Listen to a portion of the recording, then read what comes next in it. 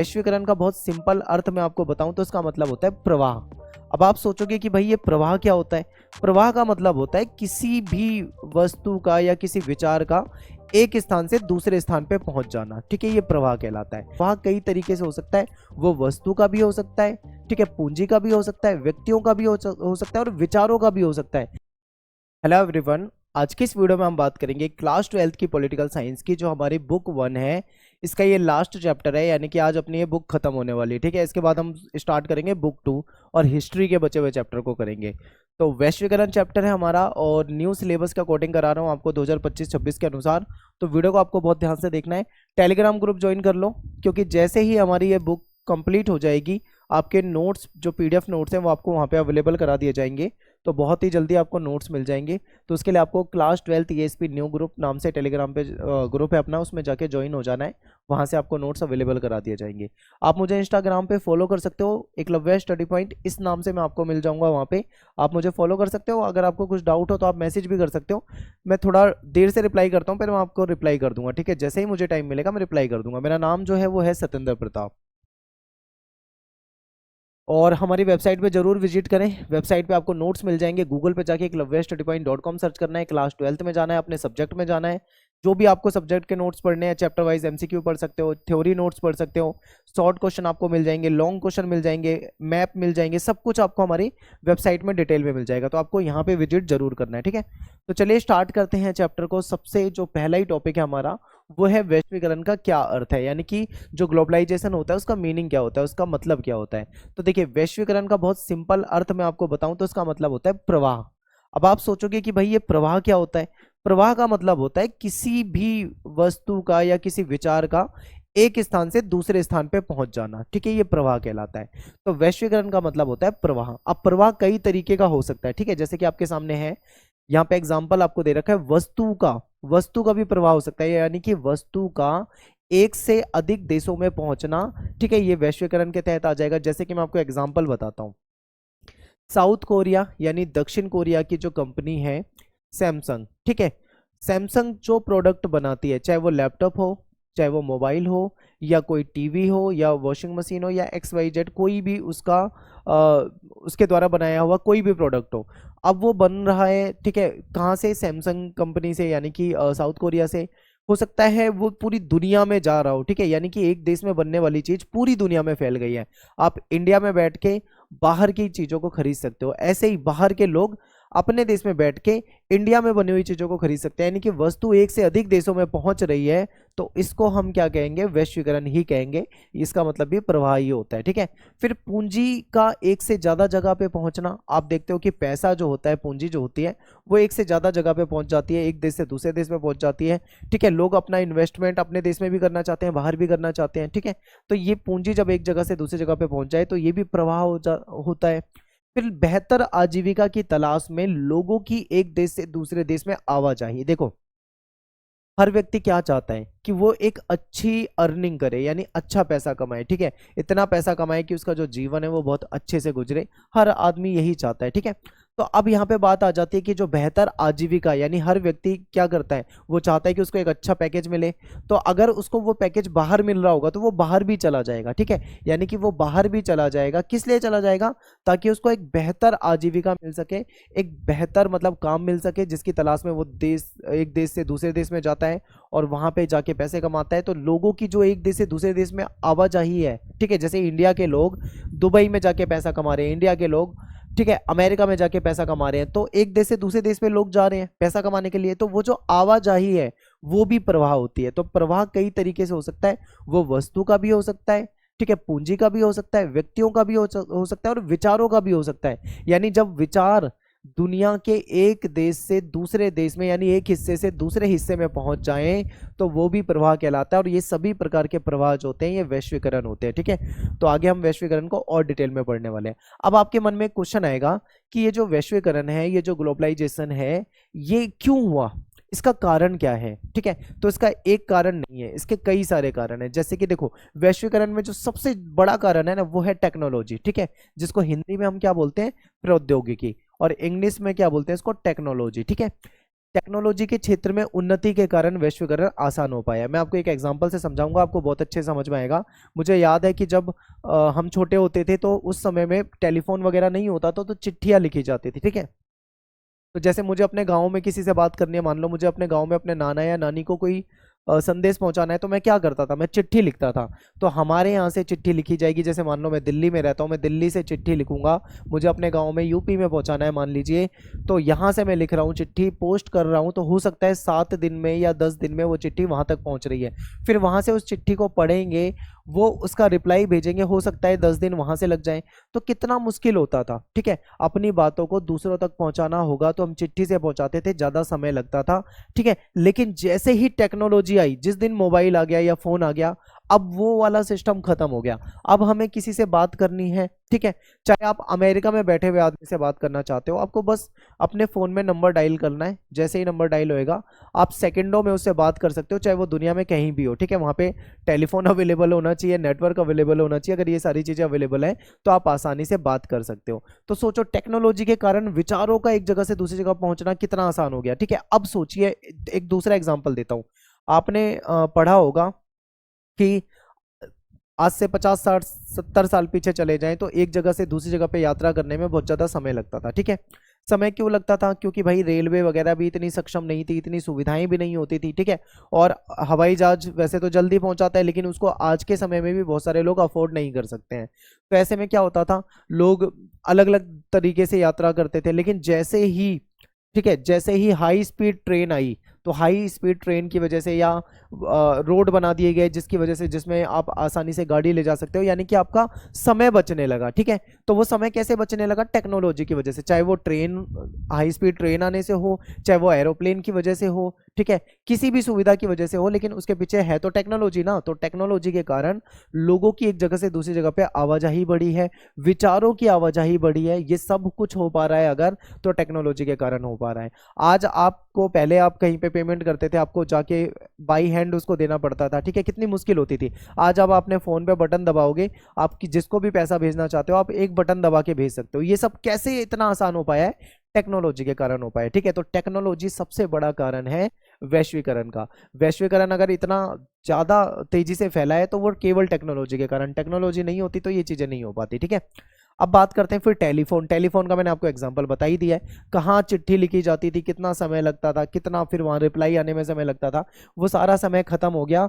अब सेकंडों में बात हो जाती है, किसकी वजह से? टेलीफोन की वजह से। और टेलीफोन क्या है? वो भी टेक्नोलॉजी के विकास के कारण हो पाया है।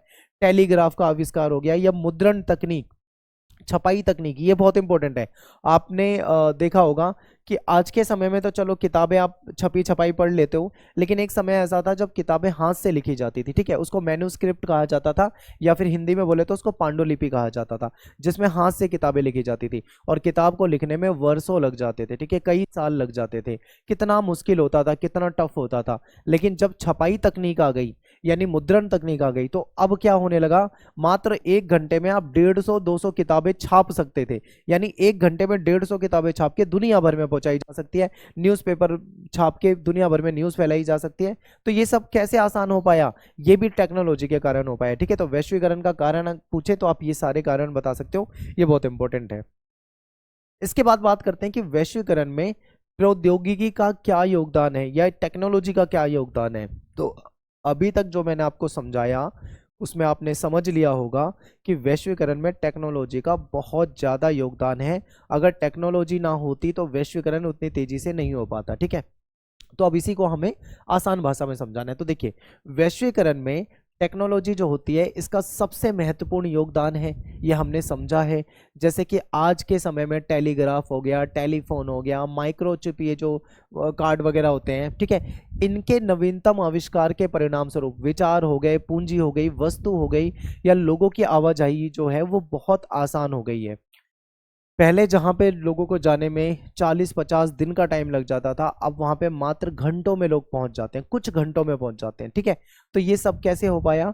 टेक्नोलॉजी के कारण। पहले जो अपना संदेश पहुंचाने में और वहां से रिप्लाई लेने में जो 10-10 15-15 दिन लग रहे थे, अब वो सेकंडों में काम हो जाता है। 1 से 2 सेकंड में आप फोन डायल करके किसी से बात कर सकते हो, ईमेल के जरिए आप बात कर सकते हो, आप फेसबुक हो गया, इंस्टाग्राम या सोशल मीडिया प्लेटफॉर्म है जहां से आप विदेशों में बैठे हुए लोगों से दोस्ती कर सकते हो, उनसे बातचीत कर सकते हो। तो ये सब कैसे आसान हो पाया है? सब टेक्नोलॉजी के कारण हो पाया है। ठीक है, तो टेक्नोलॉजी का क्या योगदान है आप बहुत आराम से बता पाओगे। इसके अलावा वैश्वीकरण के प्रसार में सहायता मिली है। ठीक है, यानी टेक्नोलॉजी जो है उससे वैश्वीकरण के प्रसार में सहायता मिली है। इसके परिणाम स्वरूप आज दुनिया के एक क्षेत्र में होने वाली घटना जो है उससे न केवल उसकी जानकारी प्राप्त होती है बल्कि उसका प्रभाव भी अन्य क्षेत्रों पे देखने को मिलता है। ठीक है, आज अगर दुनिया में मान लो कहीं पे कोई दुर्घटना हो जाए तो कहीं ना कहीं उसकी जानकारी तो सेकंडों में आप न्यूज़ में देख ही लेते हो, लेकिन उसका प्रभाव भी कहीं ना कहीं दूसरे देशों में भी देखने को मिलता है, क्योंकि सभी देश एक दूसरे से कहीं ना कहीं जुड़े हुए हैं, चाहे वो व्यापार के माध्यम से जुड़े हों, चाहे वो संधियों के माध्यम से जुड़े हो, या फिर XYZ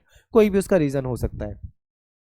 आगे देखते हैं वैश्वीकरण के राजनीतिक प्रभाव। अब यहां से 3 क्वेश्चन बनते हैं आपके, ध्यान से समझिए।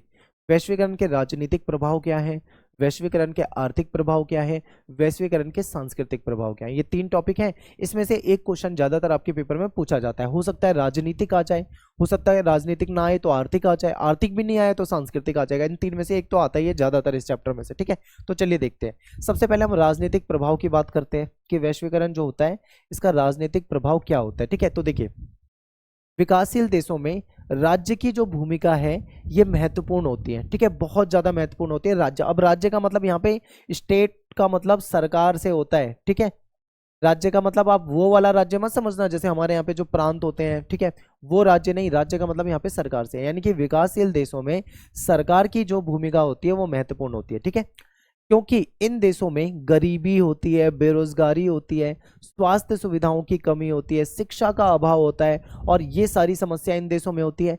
इन समस्याओं को सुलझाने का यानी इन समस्याओं का समाधान करने का काम किसका होता है? राज्य का होता है, यानी सरकार का प्रथम कर्तव्य होता है। ठीक है, सरकार की जिम्मेदारी होती है विकासशील देशों में कि वो अपने देश की जनता को गरीबी से निकाले, बेरोजगारी की समस्या को खत्म करे, उनको हेल्थ सर्विसेज दे, उनको एजुकेशन अच्छी पहुंचाए। ठीक है, और उनकी जो प्रॉब्लम्स है, जो समस्याएं हैं, उनका सॉल्यूशन भी कौन करेगा? राज्य करेगा, यानी कि सरकार करेगी। ठीक है, इसलिए राज्य यानी सरकार का जो स्वरूप होता है ना वो कल्याणकारी राज्य का होता है। यानी सरकार जो होगी वो कल्याणकारी होगी। कल्याणकारी का मतलब क्या होता है? सरकार जनता के वेलफेयर के लिए यानी जनता की भलाई के लिए काम करेगी। फॉर एग्जाम्पल सरकार क्या करेगी? यहाँ पे जनता को अच्छी शिक्षा देने का प्रयास करेगी। ठीक है, सरकार क्या करेगी? चाहेगी कि जनता को स्वास्थ्य सुविधाएं मिल सके, उनको अस्पताल मिले, उनको फ्री मेडिकल चेकअप मिले, उनको फ्री में मेडिकल जो मेडिसिन होती है, दवाइयाँ होती है वो मिल सके। ठीक है, सरकार कोशिश करेगी कि लोगों को रोजगार दिलाया जा सके। ठीक है, सरकार का काम होगा जनता की समस्याओं को सुलझाना। जब सरकार इस तरीके के काम करती है तो वो कल्याणकारी राज्य कहलाता है। ठीक है, अब आपके मन में ये आ रहा होगा कि मैं राज्य राज्य बोल रहा हूं लेकिन मैं सरकार बता रहा हूं, मैं डायरेक्ट सरकार भी तो लिख सकता था, मैंने राज्य क्यों लिखा?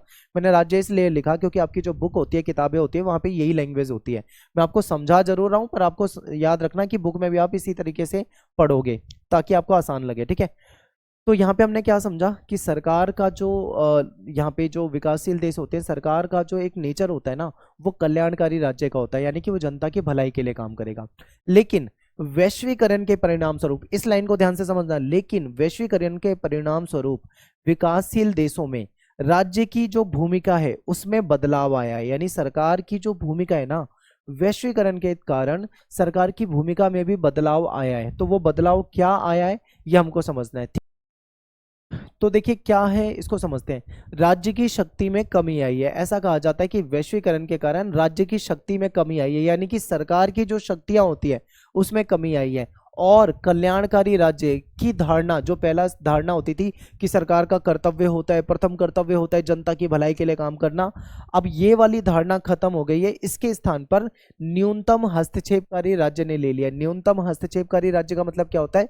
एक ऐसी सरकार जो जनता के बीच में ज्यादा दखल अंदाजी नहीं करेगी, अपने आप को मेन कामों तक सीमित रखेगी। ठीक है, कौन से कामों तक सीमित रखेगी? देखिए, राज्य अब कुछ एक मुख्य कामों तक, यानी जो मुख्य काम है अपने आप को वहीं तक सीमित रखते हैं, जैसे कि कानून व्यवस्था को बनाना, नागरिकों को सुरक्षा देना, सरकार अपने आप को यहीं तक सीमित करती है। राज्य जो है अब कल्याणकारी कार्य की ओर कम ध्यान देता है। क्यों? ऐसा क्यों हुआ है? वैश्वीकरण के कारण हुआ है। ठीक है, राज्य के स्थान पे अब बाजार जो बाजार होता है ना, ये आर्थिक और सामाजिक प्राथमिकताओं का प्रमुख निर्धारक है। ऐसा क्यों हुआ है मैं बताता हूँ आपको, मेन जो कारण क्या है। वैश्वीकरण के कारण क्या हुआ है, दुनिया भर में व्यापार बहुत तेजी से बढ़ा है। अब जब व्यापार तेजी से बढ़ेगा तो बाजार की भूमिका महत्वपूर्ण हो जाएगी। सरकार भी बाजार के आगे एक तरह से लाचार दिखती है, क्योंकि सरकार को इन सब चीजों से क्या मिलता है, टैक्स मिलता है, पैसा मिलता है। तो सरकार भी यही चाहती है कि अपने आप को कुछ मुख्य कामों तक ही सीमित रखे, जैसे कानून बनाना, अपने देश की जनता की सुरक्षा करना, अपने नागरिकों की सुरक्षा करना। सरकार भी अपने आप को यहीं तक सीमित रखना चाहती है, ठीक है।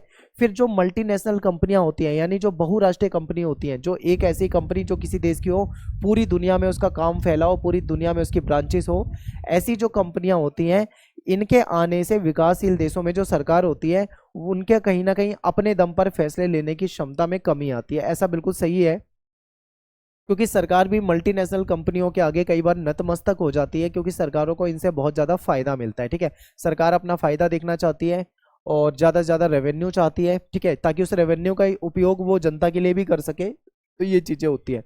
तो आप बता सकते हो कि जो वैश्वीकरण के राजनीतिक प्रभाव हैं, उस राजनीतिक प्रभाव में आप बता सकते हो कि पहले के समय में क्या होता था, सरकार जो होती थी वो कल्याणकारी राज्य की तरह काम करती थी, लेकिन वैश्वीकरण के कारण उसने अपना नेचर बदला है। अब अपने आप को न्यूनतम हस्तक्षेपकारी यानी कि कुछ मुख्य कामों तक ही सीमित रखती है, जैसे कि कानून बनाना, नागरिकों को सुरक्षा देना। सरकार की शक्तियों में कुछ कमी भी आई है, बाजार महत्वपूर्ण हो गया है, ठीक है। मल्टीनेशनल कंपनियों के आने से कहीं ना कहीं सरकार के फैसला लेने की क्षमता में भी कमी देखने को मिलती है। लेकिन इसके साथ एक चीज और सत्य है कि वैश्वीकरण के परिणाम स्वरूप अब राज्य यानी सरकार के पास अत्याधुनिक प्रौद्योगिकी यानी कि लेटेस्ट टेक्नोलॉजी और बिल्कुल अच्छी टेक्नोलॉजी होने से राज्य जो है यानी सरकार जो है अपने नागरिकों के बारे में हर प्रकार की सूचनाएं जुटा सकता है और अधिक अच्छे तरीके से काम भी कर सकता है। एक फायदा ये भी हुआ है, एक तरफ सरकार थोड़ी कमजोर भी देखने को मिलती है, तो दूसरी तरफ सरकार मजबूत भी देखने को लगी। मजबूत कैसे, सरकार के पास ऐसी टेक्नोलॉजी आ गई है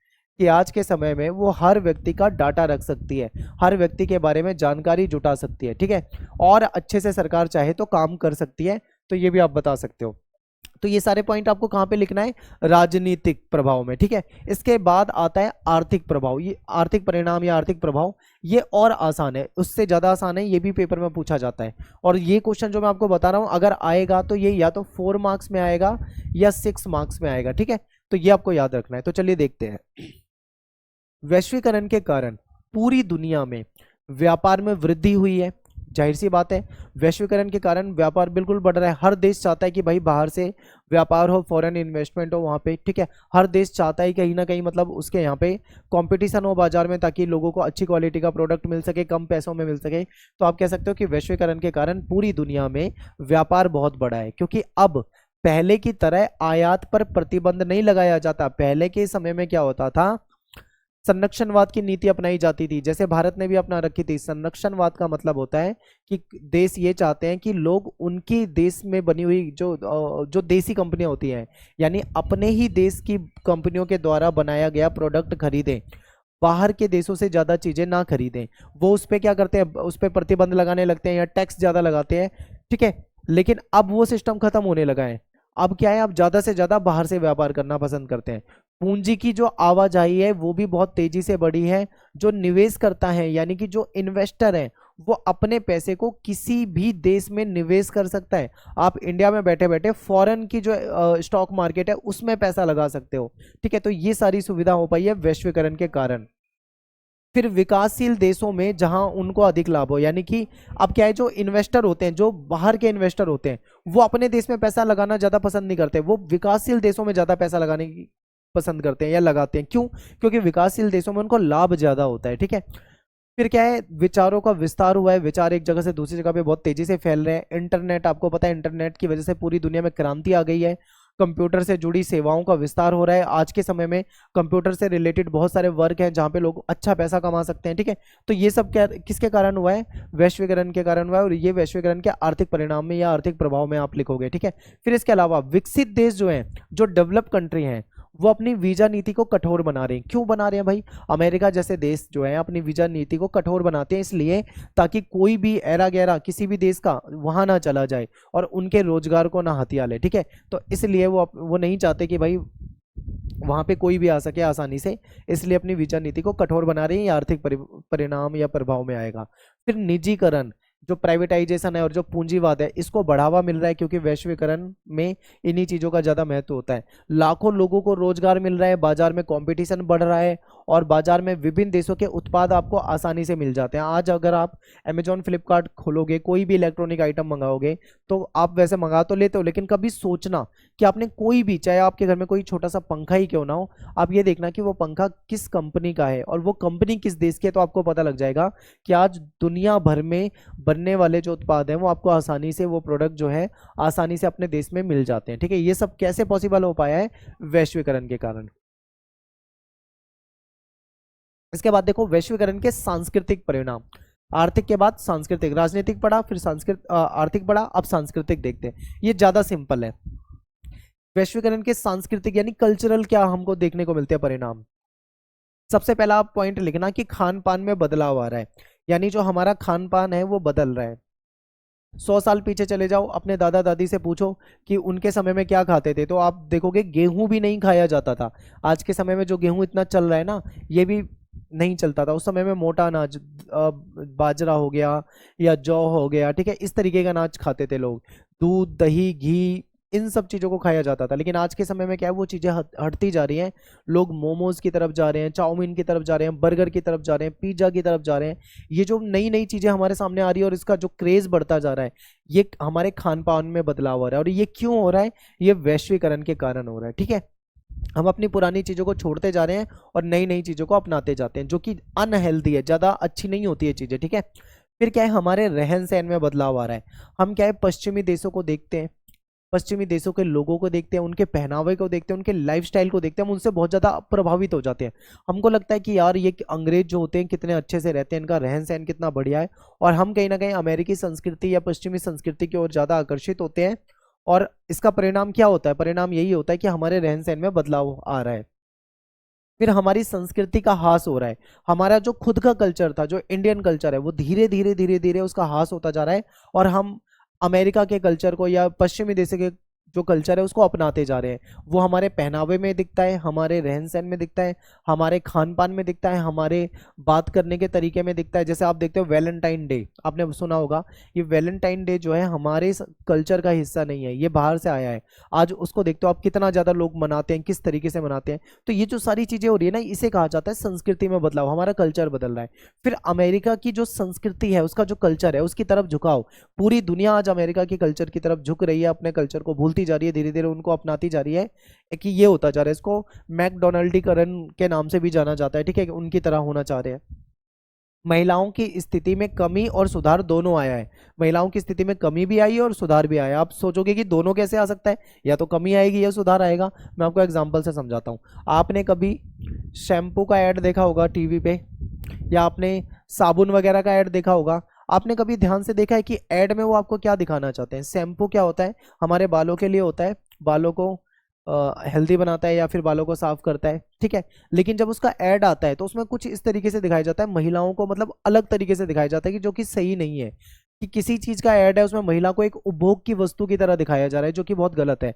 तो इससे हम कह सकते हैं कि महिलाओं की स्थिति में कहीं ना कहीं कमी आ रही है, महिला को एक गलत नजरिए से देखा जाने लगा है। दूसरी तरफ उनकी स्थिति में सुधार भी आया है। सुधार कैसे आया है? कि पहले के समय में महिलाओं को ज्यादा नहीं पढ़ाया जाता था, लड़कों को ज्यादा पढ़ाया जाता था, महिलाओं के प्रति थोड़ा अलग व्यवहार होता था। अब वो चीजें खत्म होती जा रही है। आज के समय में आप देखोगे महिलाओं को पढ़ाया जाता है, और कई क्षेत्र ऐसे हैं जहाँ पे महिलाओं ने पढ़ाई करी है और अच्छी पोस्ट पे भी जा रखी हैं, कुछ अच्छी बड़ी बड़ी पोस्टों पे महिलाएं हैं। तो आप ये भी बता सकते हो। ठीक है, तो कमी भी है, सुधार भी है। फिर विदेशी फिल्मों, विदेशी जो त्योहार हैं और जो विदेशी म्यूजिक होता है, जो रॉक म्यूजिक वगैरह होता है, इसका चलन बढ़ रहा है। ठीक है, आप हॉलीवुड की फिल्में देखते होंगे, और विदेशी त्यौहार वैलेंटाइन डे वगैरह आपने देख ही लिया है। विदेशी म्यूजिक वगैरह लोग सुनते हैं, इंग्लिश गाने वगैरह सुनते हैं। ठीक है, फिर रूढ़िवादिता खत्म होती जा रही है। जो हमारे यहाँ पे पहले रूढ़िवादिता होती थी, जो जिसको आप अंधविश्वास के नजरिए से भी देख सकते हो, तो इस तरीके की चीजें धीरे धीरे खत्म होती जा रही है। लोग उन चीजों पे अब कम विश्वास करते हैं। लोगों के विचारों में बदलाव आ रहा है, विदेशी संस्कृति का प्रसार होता जा रहा है। ठीक है, तो ये जो है, ये सब इसके सांस्कृतिक प्रभाव में आएगा। अगर ये क्वेश्चन आता है पेपर में तो आप इसको इस तरीके से लिखोगे। ठीक है, अब अगला क्वेश्चन है, टॉपिक है कि वैश्वीकरण ने भारत को कैसे प्रभावित किया है, क्या भारत भी वैश्वीकरण से प्रभावित हुआ है? अगर ये क्वेश्चन मैं आपसे पूछूं तो आप क्या कहोगे? आप कहोगे यस। दुनिया जब वैश्वीकरण से प्रभावित हुई है तो भारत क्यों नहीं होगा भाई? भारत भी तो होगा।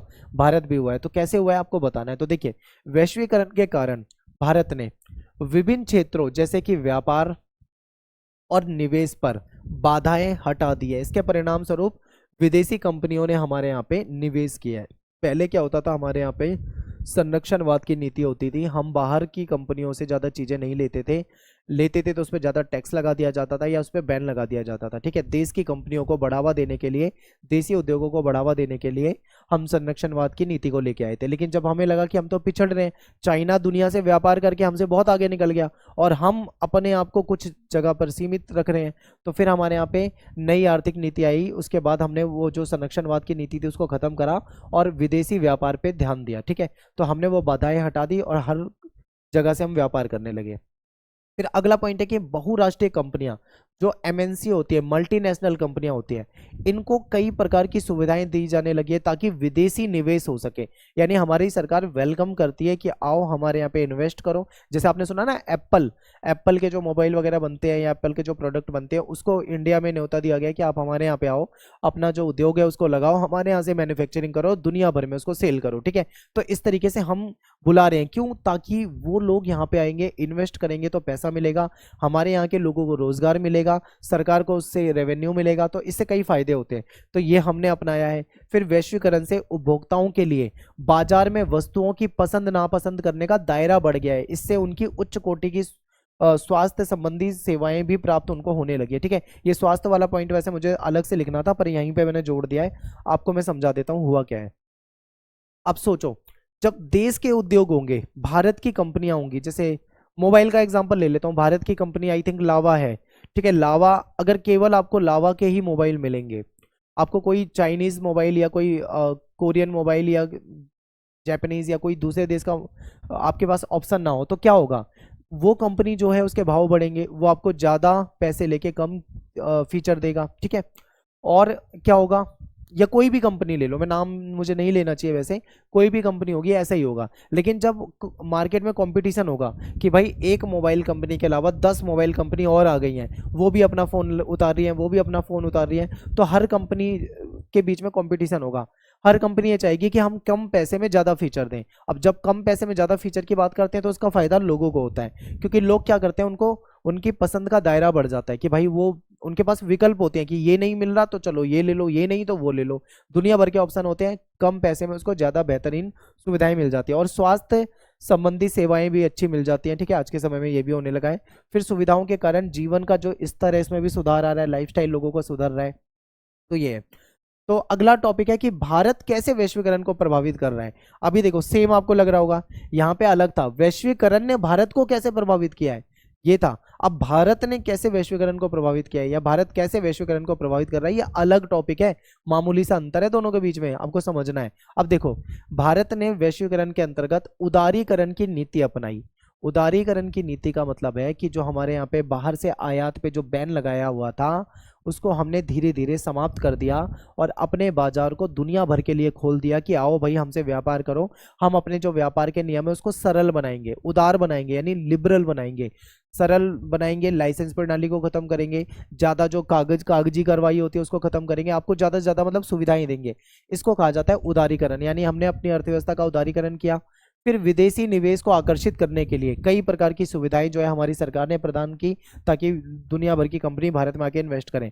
वैश्वीकरण आर्थिक व्यवस्था में विकासशील देशों के हितों को महत्व देना भारत की नीति रही है कि हम विकासशील देशों को ज़्यादा महत्व देते हैं। फिर भारत ने समय समय पर विकासशील देशों के हितों की रक्षा के लिए अंतर्राष्ट्रीय स्तर पर भी आवाज़ उठाई है और वैश्वीकरण के अंतर्गत जो गतिविधियां उसको प्रभावित भी किया है।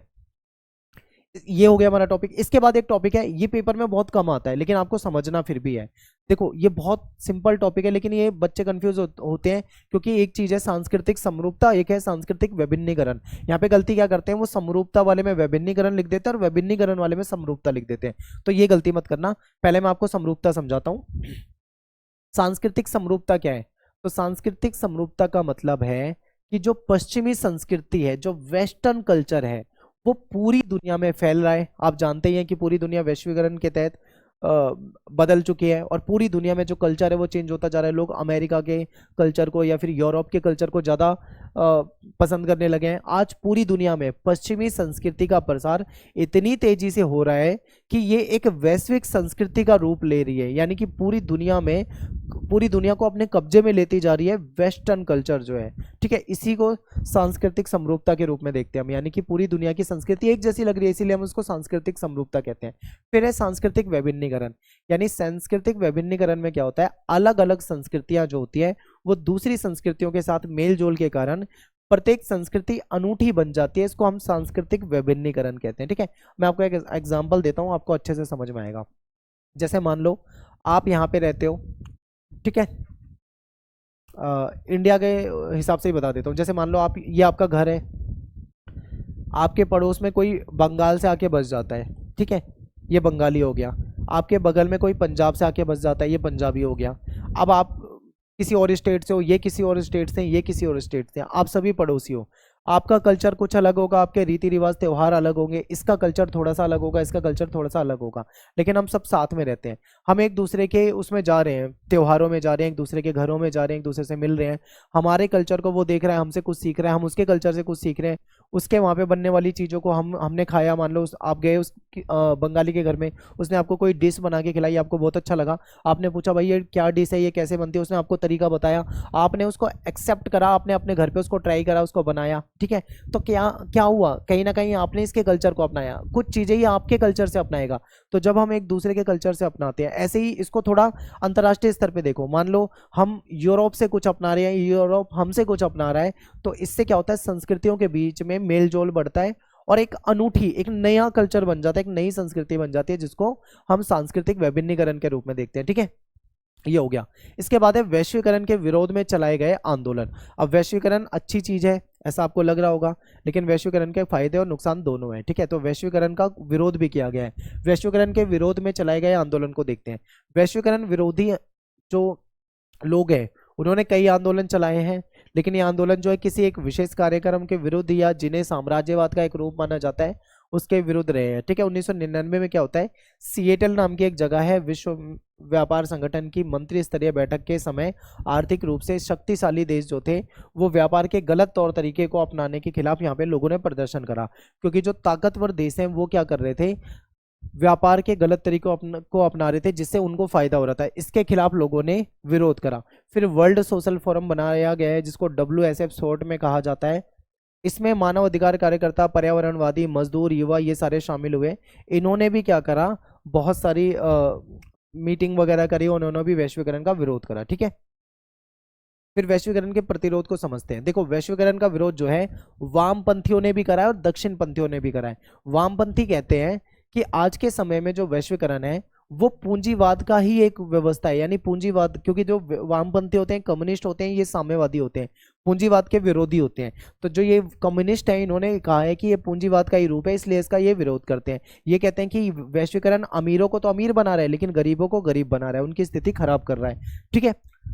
दक्षिणपंथी जो है उसने भी आलोचना करी है। वो कहते हैं कि राजनीतिक, आर्थिक और सांस्कृतिक प्रभाव के कारण ये चिंतित है। ये कहते हैं कि राजनीतिक रूप से जो सरकारें हैं वो कमजोर होने लगी हैं, ठीक है, जिसका नुकसान जनता को हो रहा है। और इनके अनुसार कम से कम कुछ क्षेत्रों में आर्थिक निर्भरता का होना जरूरी है। दक्षिणपंथी कहते हैं कि वैश्वीकरण ने पूरी दुनिया की जो संस्कृति है, कल्चर है, उसको नुकसान पहुंचाया है, ठीक है। पश्चिमी संस्कृति दुनिया भर में ला दी जा रही है। दुनिया भर की संस्कृति जो है अमेरिका की संस्कृति के अनुसार ढल रही है। जो हमारी प्राचीन कल्चर था, हमारा जो प्राचीन सांस्कृतिक जो धरोहर थी, वो धीरे धीरे खत्म होता जा रहा है। गरीब देश जो है उसको फायदा नहीं हो रहा, वो गरीब होते जा रहे हैं। पूरी मानवता के लिए इसको खतरनाक बताया है। राज्य अब कल्याणकारी राज्य की अवधारणा से हटकर न्यूनतम हस्तक्षेपकारी होता जा रहा है, यानी सरकार जनता की भलाई पे कम ध्यान दे रही है, कुछ मेन कामों तक अपने आप को सीमित कर रही है। ये सब क्या है, आलोचना की गई है। कहते हैं कि राज्य अब अपने आप को कुछ मेन कामों तक ही सीमित रखती है, जैसे कानून व्यवस्था बनाना, सुरक्षा वगैरह देना, ठीक है। अब बात करते हैं भारत और वैश्वीकरण का प्रतिरोध। भारत और वैश्वीकरण का प्रतिरोध कैसा हुआ है, तो इंडियन सोशल फोरम, जैसे वर्ल्ड सोशल फोरम है जहां दुनिया भर के लोग वैश्वीकरण का विरोध करते हैं, ऐसे एक इंडियन सोशल फोरम भी बनाया गया है। यहाँ पे वामपंथी आर्थिक वैश्वीकरण के विरुद्ध क्या है यहाँ पे विरोध करते हैं। फिर औद्योगिक मजदूर किसान संगठन के द्वारा भी जो एमएनसी होती है, मल्टीनेशनल कंपनी होती है, इसका विरोध किया है। हमारे यहाँ का एक पौधा है, पेड़ है नीम, जिसके बहुत सारे औषधि गुण हैं। हमारे यहाँ का पेड़ है नीम, लेकिन अमेरिका और यूरोप की जो फर्म है उन्होंने इसको पेटेंट करा लिया, उससे दवाइयाँ बना रहे हैं और बेच रहे हैं। इसका भी विरोध किया जा रहा है कि ये तो हमारे यहाँ का पेड़ है। फिर दक्षिण पंथी भी जो है वो भी इसका विरोध करते हैं, कहते हैं सांस्कृतिक गलत प्रभाव पड़ रहा है, वैलेंटाइन डे मनाना बनाना ये सब हमारे कल्चर के लिए ठीक नहीं है, कुछ लोग ऐसा मानते हैं। ठीक है, तो इस तरीके से इसका विरोध किया गया। आई होप आपको बहुत अच्छे से चैप्टर समझ में आया होगा। अगर आपको जरा भी डाउट है तो आपको वीडियो को कम से कम 2 बार 3 बार देखो, आपको सारे डाउट क्लियर हो जाएंगे। एनसीईआरटी पढ़ लो, उसके बाद वीडियो देखने के बाद आपको सारी चीज़ें समझ में आ जाएंगी। ठीक है, वीडियो को लाइक करते हैं, कमेंट करते हैं, शेयर करते हैं, और यहीं से हमारा जो बुक 1 है वो खत्म हो जाती है, और अब आपको बहुत जल्दी सारे नोट्स प्रोवाइड करा दिए जाएंगे। ठीक है, तो मिलते हैं आपसे नेक्स्ट वीडियो में। Thanks for watching. जय हिंद, जय भारत।